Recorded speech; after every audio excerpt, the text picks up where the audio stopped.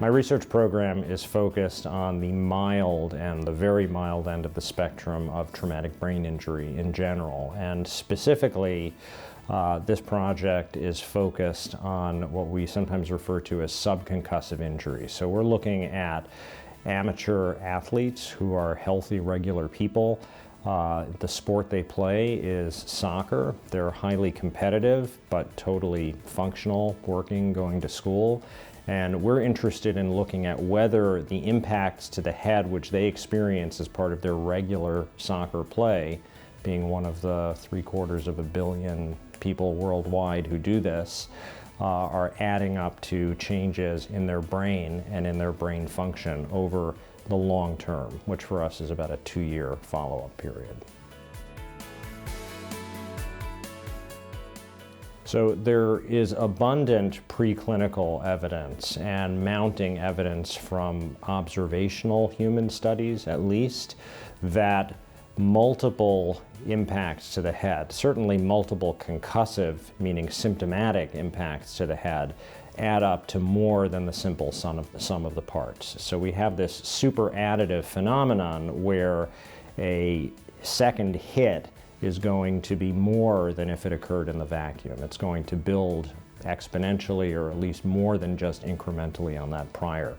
So if we have people who are experiencing many, and in my case this is hundreds or thousands of times per year, seemingly minor impacts, do those actually add to a cumulative injury to the brain that may not be suspected because it seems like such an innocuous everyday occurrence?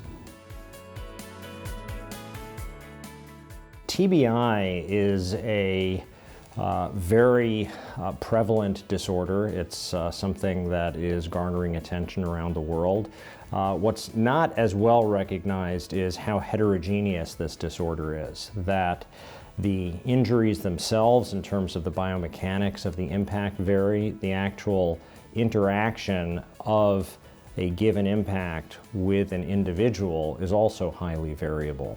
And in order for us to get a handle on what's really going on at that interface between trauma, especially mild trauma, and a given individual's brain, we need to look at an extremely large number of individuals.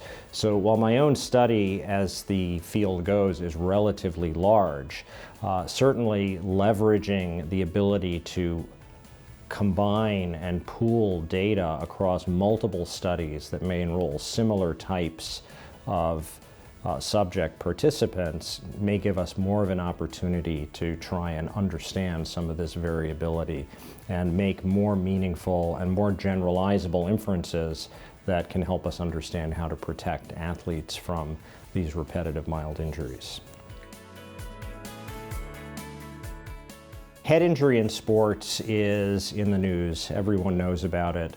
A lot of the public focus tends to be on professional athletes, but the reality is that most of the head impacts by a vast plurality that occur in sports worldwide are happening to everyday people, kids, adults, and no one is really recognizing how those types of impacts, especially repeated impacts, which in and of themselves seem relatively mild, may add up to something significant over the long term. We see in the setting of professional sports that players who toughed it out for years getting hit in the head repeatedly, maybe being concussed multiple times or maybe not even recognizing a concussion that often, are now, at least to some extent, showing long-term signs of injury to their brain. The extent to which that is occurring in amateur athletes is really widely unknown and something that we need to get a handle on. But in terms of practically how that can be translated into something that can help athletes, I think that the focus of our study is, for this reason, designed to look at the relationship of the amount of exposure, the number of hits, or we could characterize it as the dose of head injury, and how that translates into both subclinical and clinical changes in brain structure and function. That's really important because if, as we've already seen in some of our preliminary data, we can identify levels at which people can have exposure yet not experience these symptoms and outcomes over the long term, we can potentially implement rules that, rather than proposing bans or restrictions on play, can actually define ways to monitor exposure and keep people within a safe range.